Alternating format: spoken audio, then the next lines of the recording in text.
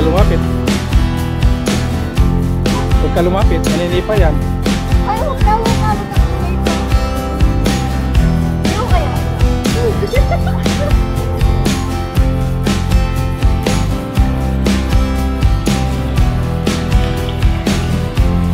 Parang may sinyal ito.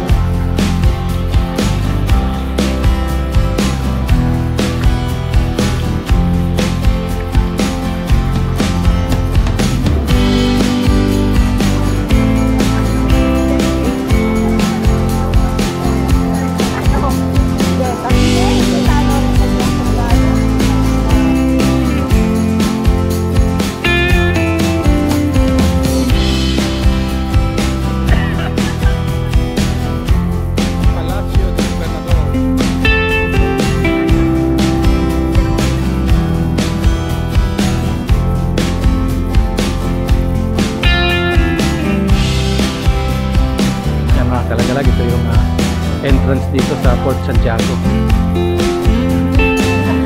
May mga bisita tayo, mga Korean yata ito.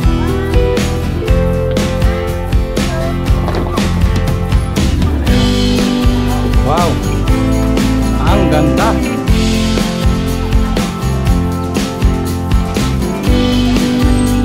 Ha? Rizal? Saan mo narinig?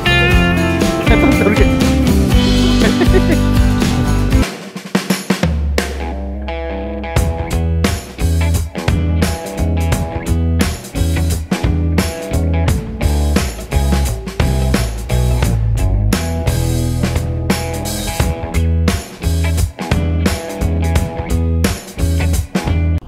Isang mapagpalang araw po sa ating lahat. Ito ang RC Lagalag TV.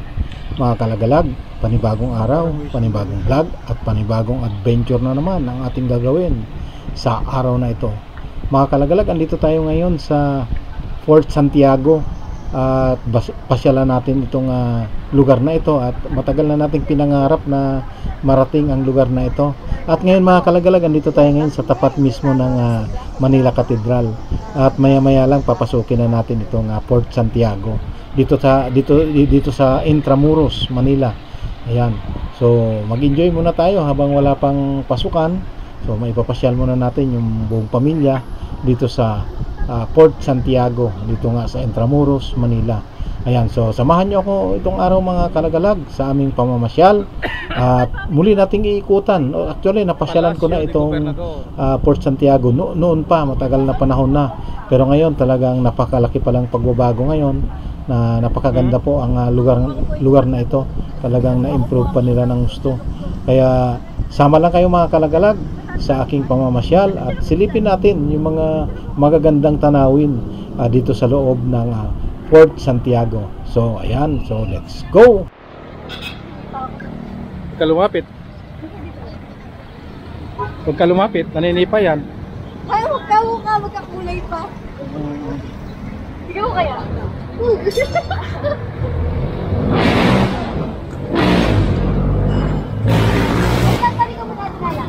Ito ibang kulay naman. Ay. Okay.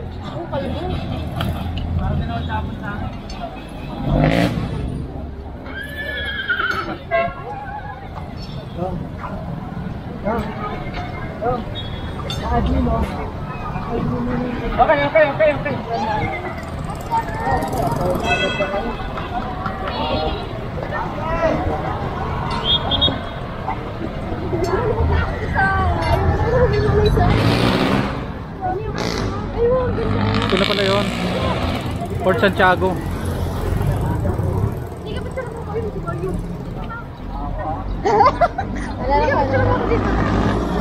Ay, kaya naman ba sa dito?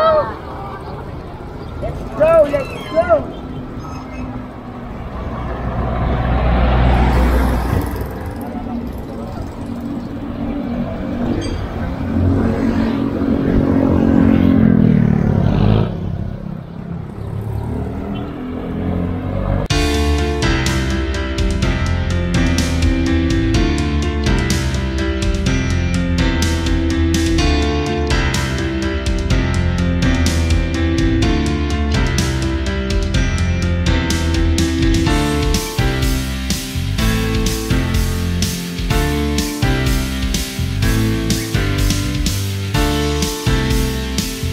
Ayan. Hey!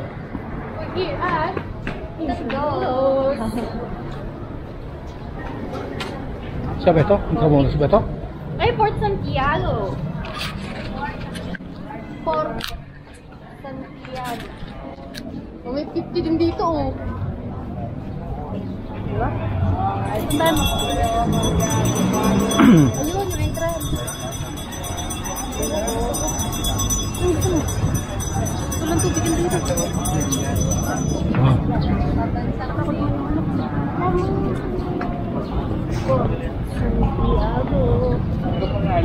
Ay, sarado yung gano'n. Ha? 75. O yung may discounted ticket, student. O, hindi ka ID, dala mo? Ayan, so andito tayo ngayon mga kalagalag sa loob ng Port Santiago dito sa Intramuros, Manila. At dalawin natin yung kulungan ni Dr. Jose Rizal. At napakaganda pa rito sa loob ng Port Santiago. Kung titignan natin yung paligid niya. Ayan. Ayan, so kita natin talagang maintain na maintain ang lugar na ito.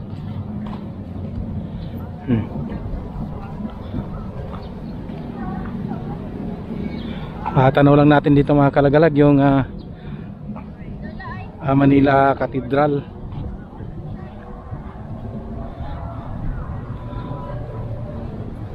Ayan, so napakaganda.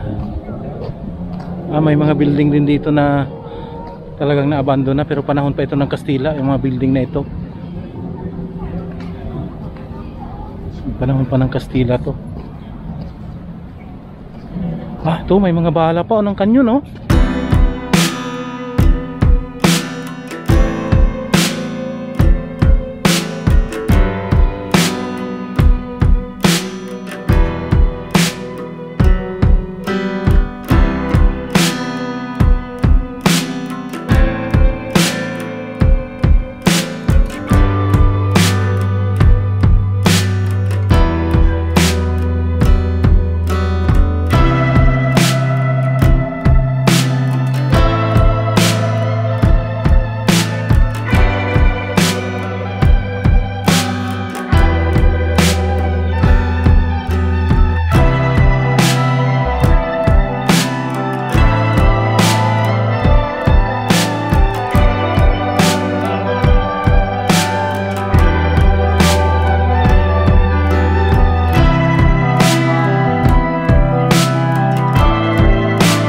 Ayan mga kalagalag, ito yung entrance dito sa Port Santiago. Ayan. May mga bisita tayo, mga Korean yata ito.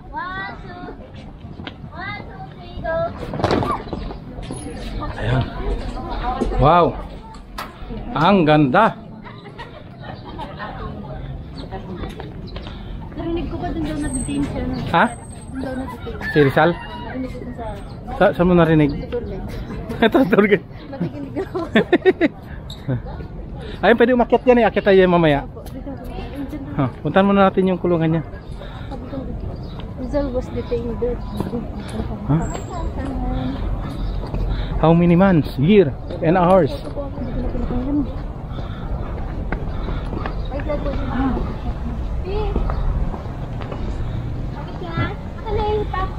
Yan. Underground. Underground river. Ayun, tataas ng building dito mga kalagalag.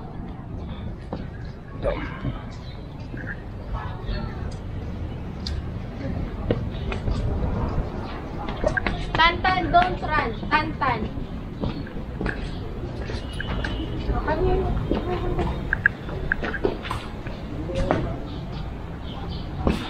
Talagang pulido ito mga kalagalag. Ito yung mga gawa ng Kastila pa.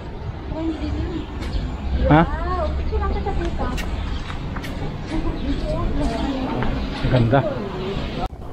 Dito pala mga kalagalag sa Fort Santiago.